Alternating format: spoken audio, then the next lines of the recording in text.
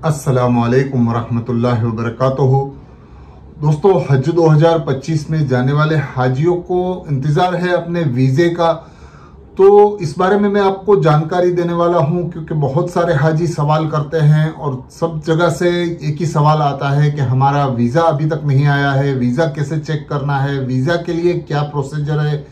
तो इस बारे में आपको मैं पूरी जानकारी बताऊंगा कि किस तरह से वीज़ा आता है, क्या करना है। साथ ही साथ आपको मक्कतुल मुकर्रमा में और मदीना शरीफ में कौन सी जियारतें करनी है, कहाँ कहाँ आपको जाना है, इस बारे में भी आपको विस्तार के साथ पूरी जानकारी दूंगा इंशाल्लाह। तो बने रहिए मेरे साथ और देखिए पूरा वीडियो, तो सही जानकारी मिलेगी इंशाल्लाह। दोस्तों, आप हज के लिए जा रहे हैं और हज 2025 के लिए जितने भी हाजी सिलेक्ट हुए हैं उन सभी हाजियों को मुबारकबाद। और उन सब के लिए बहुत ही खुशी का मौका है कि अल्लाह ताला के घर पे अल्लाह ताला ने उनको बुलाया है। और ये सिर्फ अल्लाह ताला के हुक्म से ही जा सकते हैं, क्योंकि हज करना सबके बस की बात नहीं। अगर पैसे वाला भी होता है तो वो हज की तौफीक अल्लाह की तरफ से होती है और वो हज के लिए जाता है। तो आप बहुत ही खुशनसीब है कि आपको अल्लाह ताला ने अपना मेहमान बनाया है और आप हज के लिए जा रहे हैं। तो उससे पहले आप सभी गिले शिकवे सबसे दूर कर लीजिए। अगर आप किसी से परेशान हैं या तो कोई आपको परेशान कर रहा है, तो इस तरह से आप उनके पास जाके माफ़ी मांग लीजिए या तो उनसे माफ़ कर दीजिए। इस तरह से कोई भी आपके रिश्तेदार, फ्रेंड्स, कोई भी आपके किसी के साथ भी किसी तरह के भी ताल्लुकात ख़राब हैं, उनसे बातचीत करके और हज में जाने से पहले इन सभी चीज़ों को आपको अच्छी तरह से माफ़ करना है और माफ़ करवा लेना है। क्योंकि अल्लाह के घर में हम लोग हज करने के लिए जाते हैं, अल्लाह हमें अपना मेहमान बनाता है और वहाँ से हम जब वापस आते हैं तो ऐसा लगता है जैसे कि आज ही अपनी माँ के पेट से बच्चा पैदा हुआ हो। तो आपके सारे गुनाह माफ़ कर दिए जाते हैं।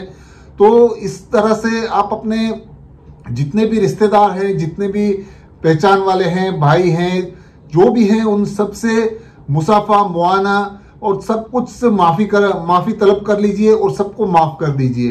तो इस तरह से आप हज की शुरुआत कर सकते हैं। और हज के लिए अगर आप जा रहे हैं तो बहुत सारे हाजी ये सवाल करते हैं कि हमको जियारतें कहाँ कहाँ करनी है, कहाँ कहाँ जाना है। इन लोगों को बहुत ही आसान होता है, क्योंकि हज कमेटी की तरफ से बहुत अच्छी फैसिलिटी दी जाती है, बिल्डिंगों की अच्छी फैसिलिटी होती है, बस की सुविधा अच्छी रहती है। आपको 24 घंटे बस आपकी बिल्डिंग के पास खड़ी होती है, वहां से 24 घंटे आपको हरम शरीफ जाना होता है तो आप जा सकते हैं। इस तरह से बहुत सारी फैसिलिटीज हज कमेटी की तरफ से होती हैं। लेकिन जियारतों के लिए आपको अपनी तरफ से जाना होता है।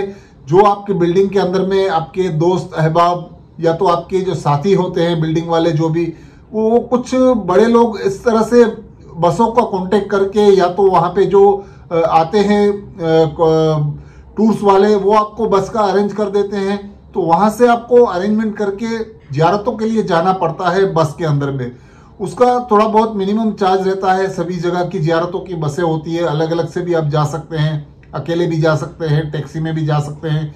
लेकिन साथ में बस का अरेंजमेंट करके जाने से आपको आसानी होती है और सभी जियारतें आप आसानी से कर सकते हैं।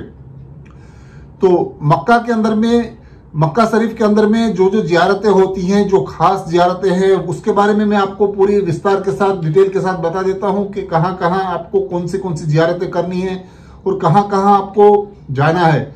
अगर आप हज से थोड़े दिन पहले चले जाते हैं, जब आप हज कमेटी की तरफ से आपकी फ्लाइटें होती हैं, और अगर आप पहले मक्का शरीफ जाते हैं तो बहुत सारी जियारतें ऐसी होती है कि आपको पहले ही कर लेना है। और जो जियारतें बाद में करनी है वो भी आपको इंशाल्लाह मैं बताऊंगा।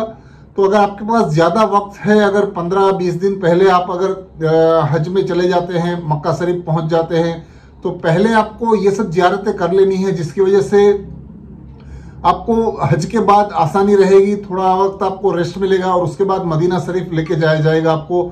तो इस वजह से आपको पहले थोड़ी जियारतें कर लेनी है।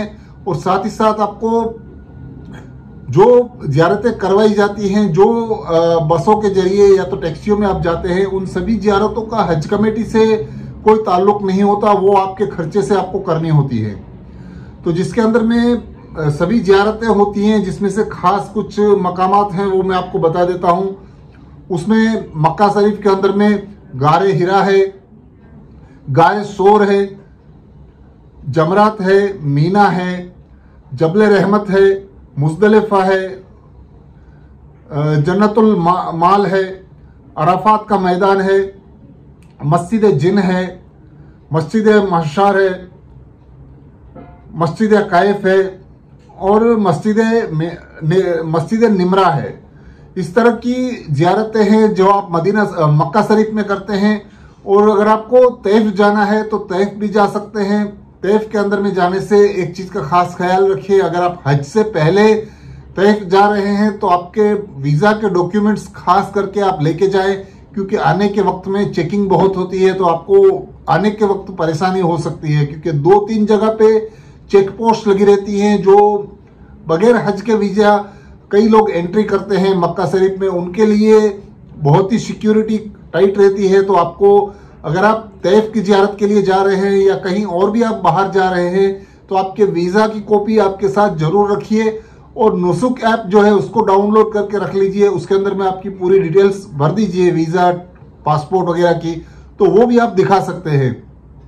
सबसे इम्पोर्टेंट यह है कि आप अपने वीज़ा की कॉपी साथ में रखिए। और एक चीज़ का और ख़ास ख्याल रखिए, क्योंकि जब भी आपको मक्का या मदीना में लेके जाया जाता है बसों के जरिए, जिद्दा एयरपोर्ट से या तो मदीना एयरपोर्ट से, तो आपकी पासपोर्ट वहाँ से ले ली जाती है।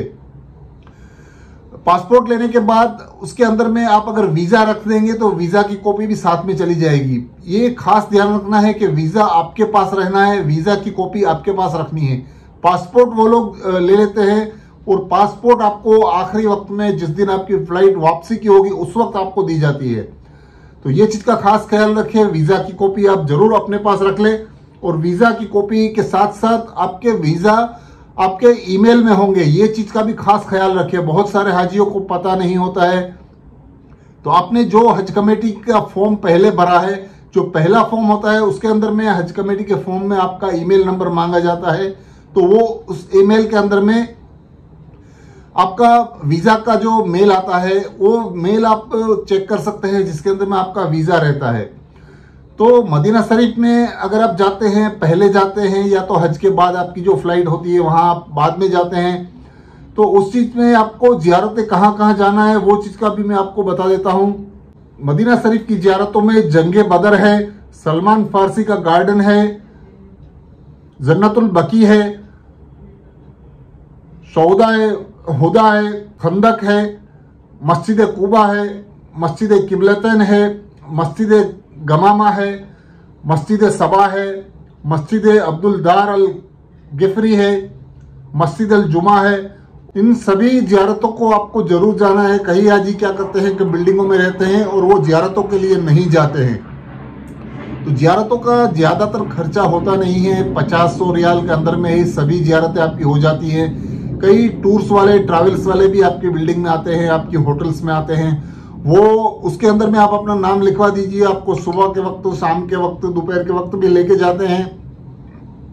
तो इस तरह से आप अपनी ज़ियारतें कर सकते हैं। और बाकी सब चीज़ों के अंदर में जो इबादतें होती है वो आपको मदीना शरीफ के अंदर में करनी है। 40 नमाजें होती हैं जो 8 या 9 दिन आपको रखा जाता है, उसकी नमाजें आपको अदा करनी है मस्जिद नबवी शरीफ में, और रोज़े रसूल पे जाकर आपको दुआएं मांगनी है। बाकी ये सब चीज़ें डेली रूटीन की हैं। और ये जो ज़ियारतें हैं वो आप एक बार कर सकते हैं, 2 बार कर सकते हैं, आप कितनी भी बार कर सकते हैं, क्योंकि बहुत सारी जगहें बिल्कुल पास में है, वहाँ जाके भी आप जा सकते हैं। जैसे मस्जिद बिलाल है, इस तरह की ज़ियारतें आप बार बार कर सकते हैं, बिल्कुल पास में है। इस तरह से आप मदीना शरीफ में सभी ज़ियारतें कर सकते हैं।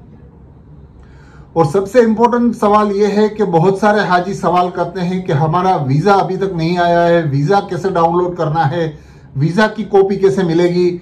तो दोस्तों, वीज़ा के लिए अगर आपने हज कमेटी को पूरा पैसा भर दिया है, आपने हज कमेटी को पासपोर्ट जमा करा दी है, अगर आपने सभी डॉक्यूमेंट जमा करा दिए हैं, तो आपको एक काम पहले ये जरूर करना है कि आप हज कमेटी की वेबसाइट पे जाकर कैप्चर जो होता है वहाँ पे कवर नंबर के अंदर में आपका कवर नंबर डाल के, कैप्चर डाल के आप उसको सर्च करके आपका जो पेज रहता है उसको आप चेक कर लीजिए कि आपका पेमेंट कुछ बकाया तो नहीं है। अगर आपका पेमेंट बकाया नहीं है तो कोई प्रॉब्लम नहीं है। आपने कुर्बानी अगर सिलेक्ट की है हज कमेटी की तरफ से तो कुर्बानी का पैसा आपने भर दिया है। बाकी जितना भी ड्यू बताया था हज कमेटी ने, जितनी इंस्टॉलमेंट भरनी थी वो सभी आपने भर दी है। तो आपको बेफिक्र रहना है, क्योंकि वीजा जो होता है वो जिम्मेदारी हज कमेटी की रहती है। वीजा आपको दिलवाना, वीजा हज कमेटी की तरफ से आता है, उसके लिए आपको बिल्कुल टेंशन नहीं लेना है।